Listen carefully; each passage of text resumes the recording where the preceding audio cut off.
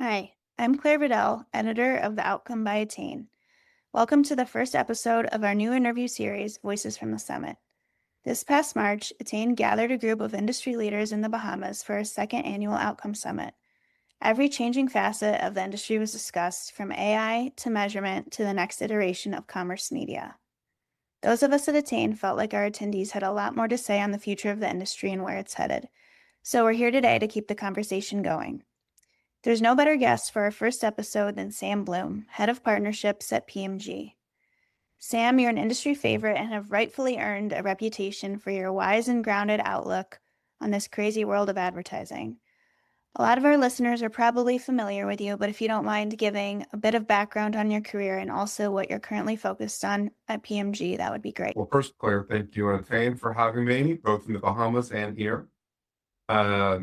So, as you mentioned, I lead partnerships here at PMG, and I came vis-a-vis an acquisition. So, I was here at an agency called Camelot, and I was at Camelot for 21 years, and started as a digital pup, as the only person in digital, to ultimately, with two partners buying the agency and then ultimately, selling the agency. But prior to that, started Blockbuster Online, and that was one of the reasons I shipped the agency that started it, and I lost the arm wrestle to run the business. And then prior to that, I worked at AudioNet/broadcast.com. It was Mark Cuban's company, so I worked there for 3.5 years. And then some stints in consulting and advertising and other things prior to that. So I've been doing this for a while. Awesome. Well, this is a unique opportunity to get into the nitty-gritty of purchase data with you, which you may or may not do on a daily basis these days. But especially given your recent work on PMG's data marketplace Alley, I think it'll be a very awesome conversation. So purchase data has been mainstream for a few years now, but we're continuing to see its use cases evolve and compound in the world of media. So let's actually start at the end of the campaign by talking about your general approach to measuring outcomes. Yeah, I mean, I think to your point, and I'm sorry to interrupt, but I think I know where you're headed with this, which is essentially historically measurement has been the last thing people think about, right? Not the input. And I think it should be the input. And the way we've always approached it, both at Camelot and at PMG, it's one of the things we absolutely shared is that you start with measurement first. I mean, what is it? Ultimately, it's asking the client, what's the measure of success? And no client says, I want less dollars in, or I want less brand awareness, or I want to be less known to my customers. It's the exact opposite. Every client wants that. But every business has a wildly different scoreboard based on how they connect with their consumers. Some are physical retail, some are digital, some are both, some are call center. And so you really have to understand, what is the scoreboard? And then two, how is the scoreboard measured? And then the idea is once you understand those things, then you work your way back to the front end, which is actually designing marketing programs and channel allocations and those kinds of things. So in your long career in the industry, I imagine that you've seen everyone come a long way in the last couple of years in terms of how they're measuring performance, moving from proxies to actual sales outcomes. I guess, is that assumption on my behalf true? And can you talk a little bit more about that? I think the first piece is when you think about physical real world businesses, I mean, the only way you could really measure those things were really with MMMs. And, the time cycles on those things were long. I mean, you would do it maybe a couple times a year if you were lucky, because it was so time consuming to pull together those data sets and to understand those data sets. But that's really changed. And I think that's a big piece. And that's changed thanks to partners like Attain, quite frankly, because those data sets are, way more accessible, coming at us way quicker. We're able to connect them to other data sets, particularly the exposure data sets, way more seamlessly. And so that has changed the nature of a campaign. I mean, what I always sort of think about is when you're doing a campaign, it's like having multiple things that guide you. You certainly have your compass, you have a map, and you have pictures or a guidebook, right? That's an analogy for you have in-market data that you've got from your ad serving platforms. You certainly have sales data from partners like Attain or even client direct. And then of course you have, MMMs and all these other things. And so what you're trying to do is leverage all these data points to do things. And frequency at which those things can come really varies. And what you're really looking for is all the signals to get you to the destination where you're going in the same direction. And, prior to Attain, I mean, it was sort of ballparking results with data that you could get your hands on. Now it just flows seamlessly into campaigns and is part of the infrastructure in which we run campaigns. Prior to that, we would use proxies like clicks, click-through rates, and these other vanity metrics, which may or may not correspond. And then even worse than that, I think, is we would use proxies like foot traffic. And foot traffic at one point was okay, but I would say there wasn't a client on the planet that didn't discount it in some way, shape, or form.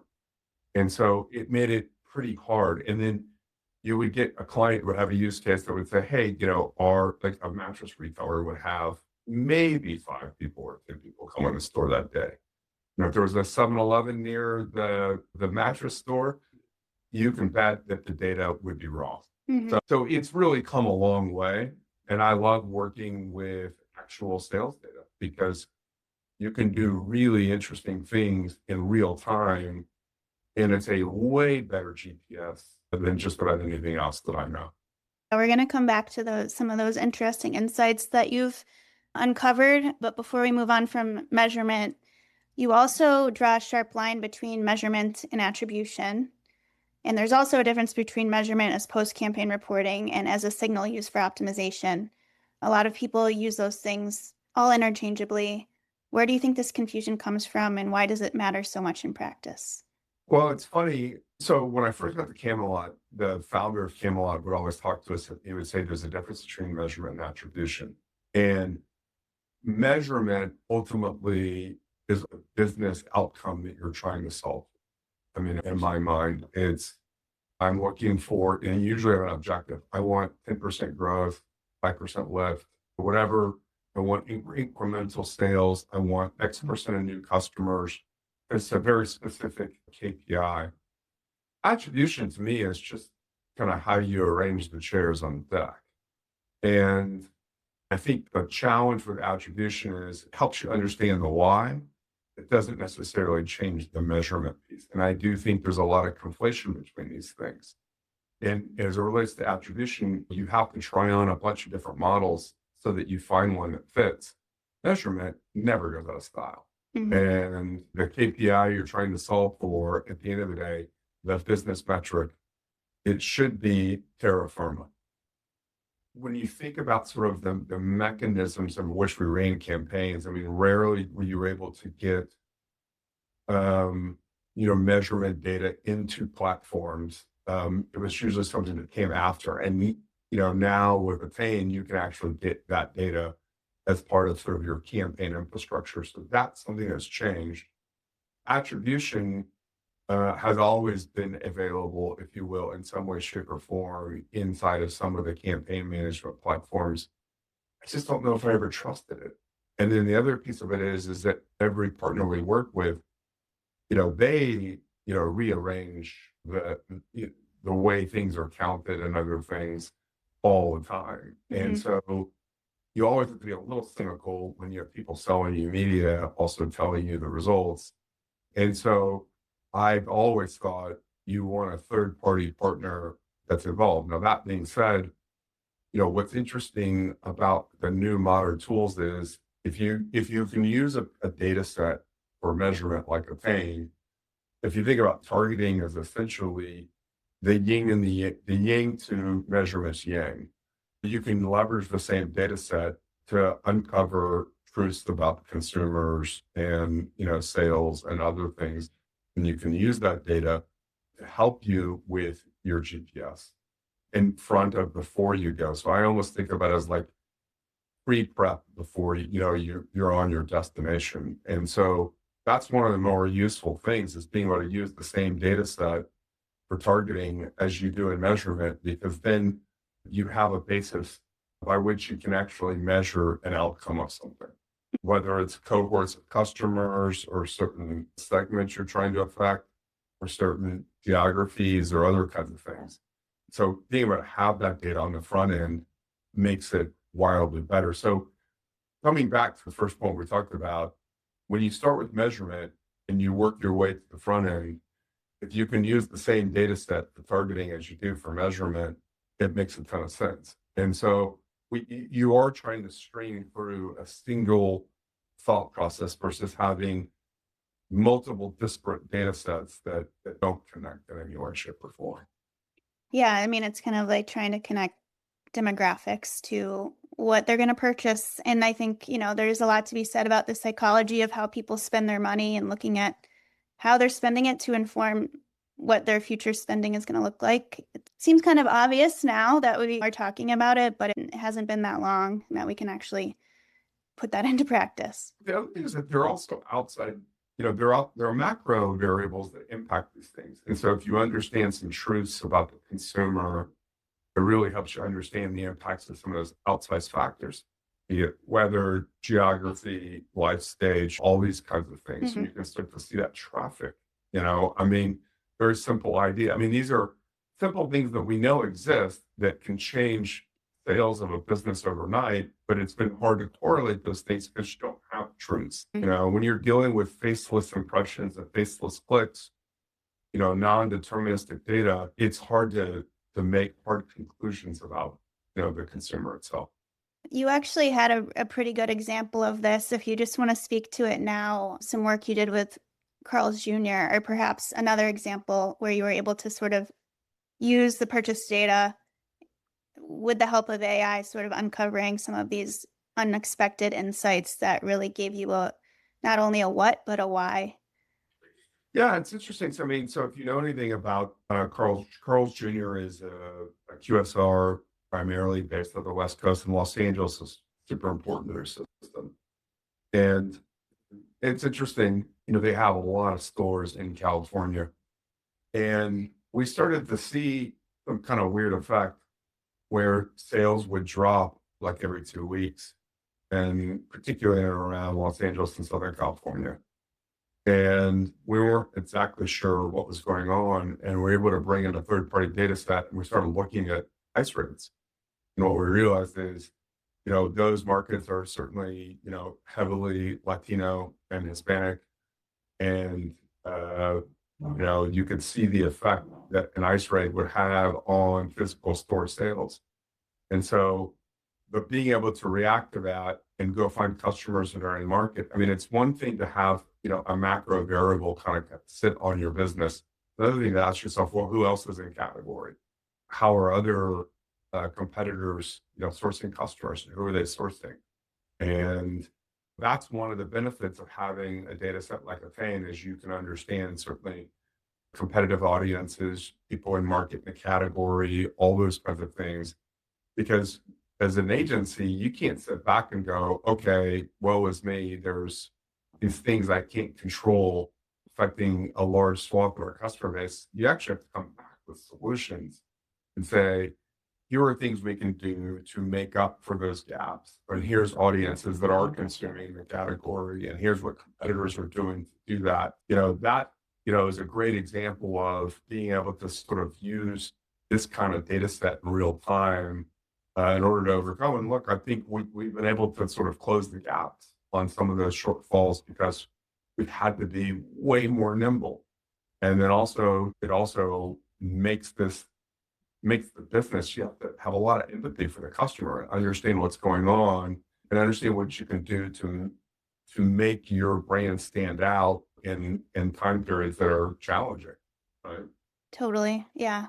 It's a good opportunity for the brand to connect with people experiencing hard times. I think it's really easy to get bogged down in the details, especially when you have access to this data, but there's really serious things happening in the world that affect how people spend money. That's right. Whether it's gas, inflation, there's all kinds of things bearing down on businesses, and we just have to find solutions to those things. they're certainly challenging, and no one's saying they're easy, but you got to be creative. And Mhm. so, that's one of the things I always sort of say about the business we're in, you got to understand the chessboard. Because if you're simply focused on a single move, you're not thinking 6 or 7 moves down the road. And that's really what this is about is marketing is not a single tactic or a single piece of measurement. It's the whole thing. And you have to think about the whole thing all the time. So I'm going to come to something that you said during the Outcome Summit that I think landed pretty palpably in the room.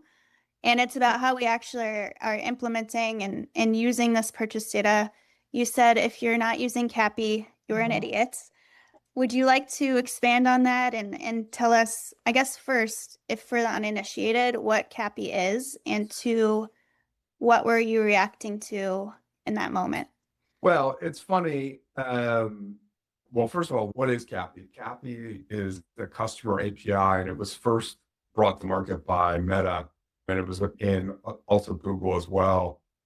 And it's a way to connect essentially customer data to those platforms. And it's a technical way of doing it. In theory, when you turn it on, you have much, much greater fidelity with the platforms in which you're running. And those platforms, which are generally very algorithmic based, they can learn off of what you deem as success, based on your customer data. But it's all done, it's privacy compliant, all that kind of good stuff. And CAPI, by the way, just was really implemented because when Apple implemented ATT, which was sort of their blocking of cookies and whatnot on mobile phones, a lot of these social platforms or mobile first platforms had to figure out a way how to connect the data back because there was such signal loss.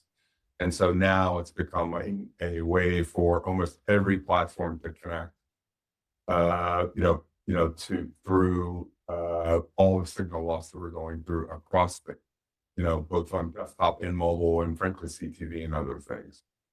But I was reacting to a lot of executives say that they're measurement focused, but they don't do the basics. And CAPI is such a basic thing. And that's sort of my point. It's like, if you're not doing it, you're an idiot because at the end of the day, if you're so focused on measurement, then you will want the highest fidelity in your campaigns to connect it to the platforms in which you're operating.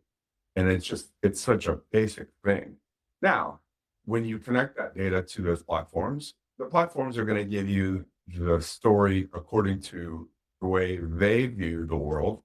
And, it comes back to, I think those are helpful insights, but more importantly, you can use that data as a means to optimize. And so, if you're actually measuring across your campaigns and you're doing your measurement, you're across your own cross-channel stuff, then you'll understand kind of the levers that you have inside of the platforms in which you're operating. And so, look, I mean, I think the point being is, I think every marketer should use every dial that they have access to get the highest fidelity possible. And it's usually, sales data, connecting identity in an anonymized, privacy friendly way. And then increasingly, I'm sure we'll talk about this, is, contextual signals too. And contextual signals are a brand new area is really interesting as well. But these are all very durable kind of things, the who, the where, the when and the what. Like when you can get very durable things that you can hang on to so that you can get the facts straight of the business, you win. And it also makes the platforms in which you operate in way more efficient. Do you want to speak a little bit more to contextual? Because also when I think about it, I think of, 2012 ad tech. Basically, like all we had was contextual targeting. Yeah, I mean, contextual is wild right now. And I think one is, so there are, so LLMs have really introduced a new way to analyze content. And when I say content, I mean content in the broad sense. So everything from the ad itself, analyzing, a client's ad, all the way to the environment in which you're in. So think scene by scene on Netflix, or think a given website or web page. All of the elements in all of those spaces can be reduced to objects that can be connected to in a relational way. And so the contextual world today focuses on what they call embeddings, and embeddings are the objects in all of these things. But you can do more than that. And the AI is now able to understand emotions, sentiment, suitability, all kinds of things. And so when you think about contextual in the old days, it was keywords.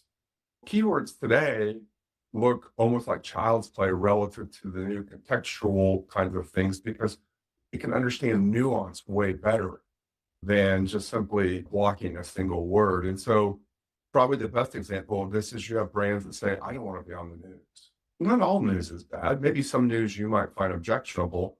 And so these new tools are able to help you find white spaces in places that were generally deemed either black or white. Now it's a lot of shades of gray. And so businesses and advertisers have choices to do things more on a much broader scale.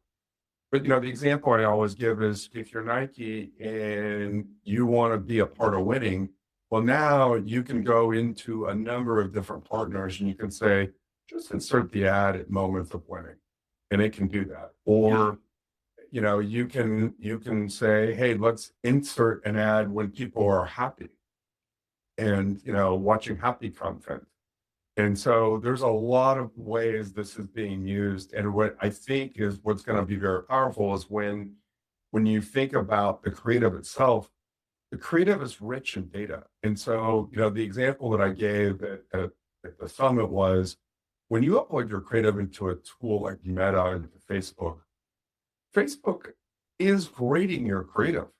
And the creative itself is almost like a data set, almost like a targeting data set. Meta is rating that data and determining the audiences that are right for that creative. It actually knows how effective or not your creative is going to be before it even launches and determines who it will be most effective against and when and so forth in the environment, the contextual environment.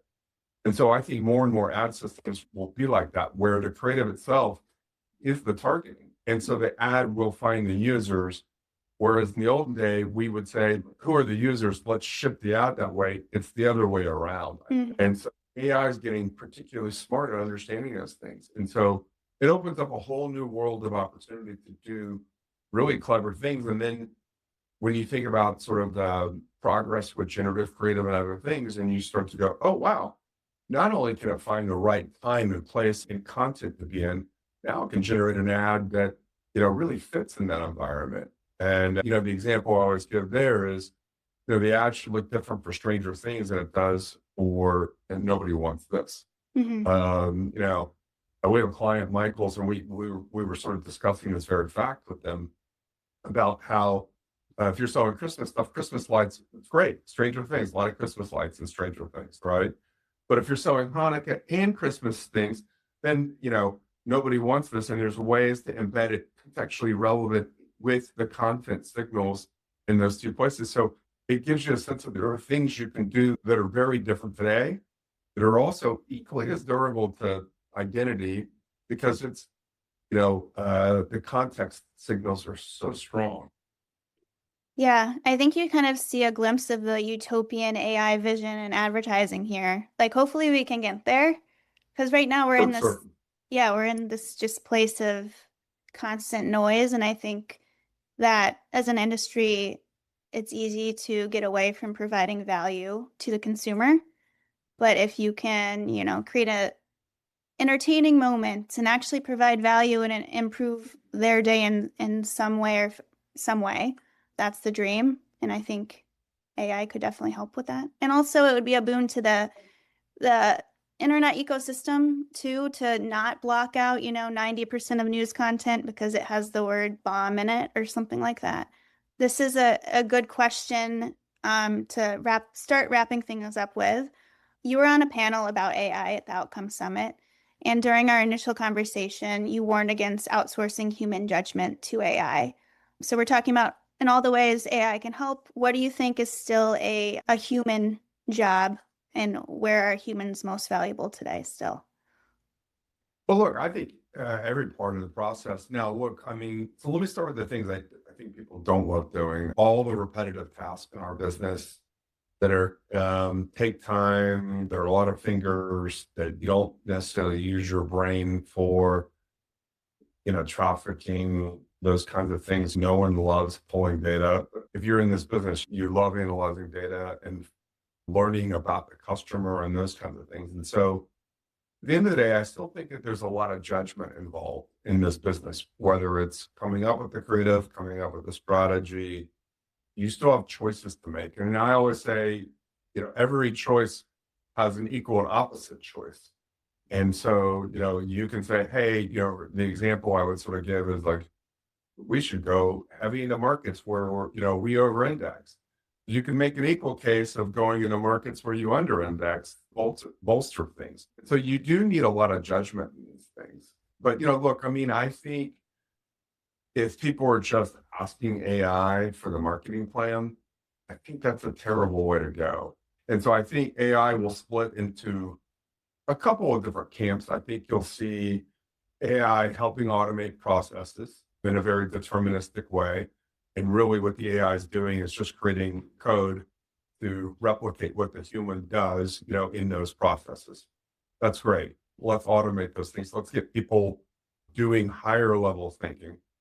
And then, of course, there's more generative AI like LLMs and other kinds of places where their knowledge and that knowledge brain gets smarter. And we should be using those things to help enhance our thinking, not to replace our thinking. And to test our ideas, if they make sense or not make sense. Now, I think the biggest thing I see oftentimes in those kind of open-ended systems is there's a lot of confirmation bias. And so from the AI itself, they've been trained to be very agreeable. So I think we need to understand that the AI, is going to do that. And then the last piece is, I'm really cynical about the math that AI has done because sometimes it doesn't take a full sample of things. And so I just think today where it sits now, 2 weeks from now, this could be all different, Claire. I mean, that's the thing is the pace at which AI is getting more advanced. But I think at the end of the day, we are in a very people-based business. You still got to work in teams, still have to work with clients, you have to understand consumers. These are all very complex things, and simply thinking that AI can replace what the humans do, I think is insane. But can it enhance? Yes. And so the example I give you is like, I think of AI as being like what Tony Stark is to the Iron Man suit. And you still need the man or the woman in the suit, but the AI can make that human have way more capacity and way more intelligence and certainly a lot more weapons at the disposal. But it's still the person in the suit has to make the decision what to use and where. So Yeah, love that analogy. Okay, so last question. As you mentioned, you ran Camelot as CEO before by PMG a couple of years ago. How is your thinking around data partnerships and more broadly, like how the industry partners together evolved in that time?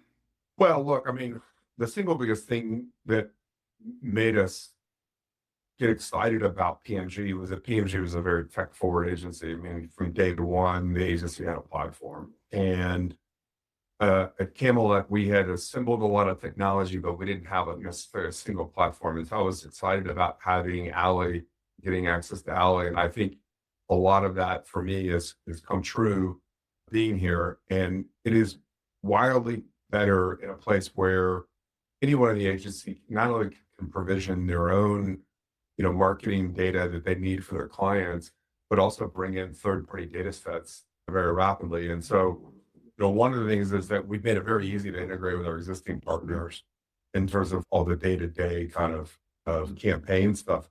But we've also enabled third-party marketplace where we can bring in third-party data sources like Attain and other data sources that can enhance the things that we're doing, in our platform. And I see such capability for that and such a need for it because our folks are really hungry for more data at their fingertips, but from very trusted third-party providers. And I'll give you the best example. We've been certainly thinking around with the Attain AI work and Attain has spent a lot of time training models specifically on its own data. So Mhm. of course I'm going to trust the MCP that Attain provides me. The same is true for EDO and whatever partner we've got. It's their data set and they're training on it. And so I think that's very interesting to be able to bring these third-party data and tech services into PMG, almost like an app store where, both our internal folks and our clients can put these apps in, and it natively integrates into the ways that people work. Mhm. And it's right at the fingertips. And I think that's Yeah. really powerful. And it all just works like It you all just imagine it should be. Yeah. It is. I mean, look, I mean, I'll give you the example. It's funny when I think about, I always talk about the advertising industrial complex. I think of it almost like a factory floor. And, in the world that I was in at Camelot, I always think we made a very fine combustion engine car that was more like a British sports car, and we sourced every part, with in a very selective way. We made a very beautiful car, but I can tell you every 3 months that car would break down. And when I got to PMG, it was like being in an EV factory. There's a lot fewer parts. And when they want to upgrade the car, they just ship some software. And it's a huge difference. But I think what probably the big part of the factory that used to fall down was, we would have to have someone go connect the data pipeline. Then you would have Tableau specialist who would be building extracts. Then you have to have a person design a dashboard. And, when you think about the factory floor, it took a long time to kind of like get it right. Now we have in the world of PMG, we have generative dashboards, and you can literally either sketch out the dashboard you want and upload it, and literally the dashboard shows up, or you can write a query or talk into the system and say, here's what I'm trying to do. And it built it for you automatically.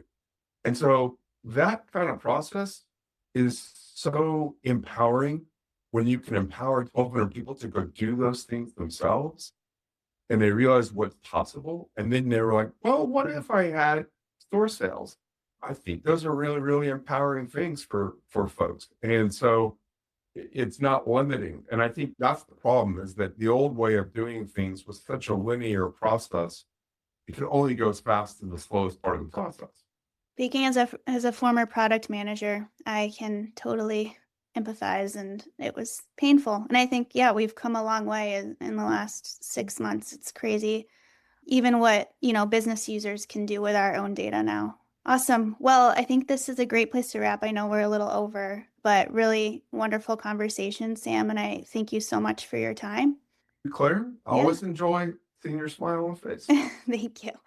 Thank Have a you. good one.